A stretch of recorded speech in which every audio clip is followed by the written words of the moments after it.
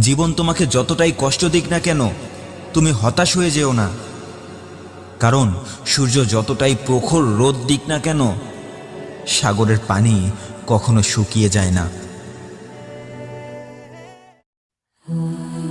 যদি তুমি তোমার জীবন বদলাতে চাও, তাহলে সেই কাজগুলো করো যা তুমি কখনো করনি।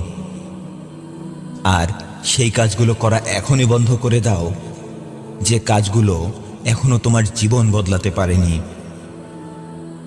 হ্যাঁ, সেই কাজগুলো করা এখনই বন্ধ করে দাও, যে কাজগুলো এখনো তোমার জীবন বদলাতে পারেনি।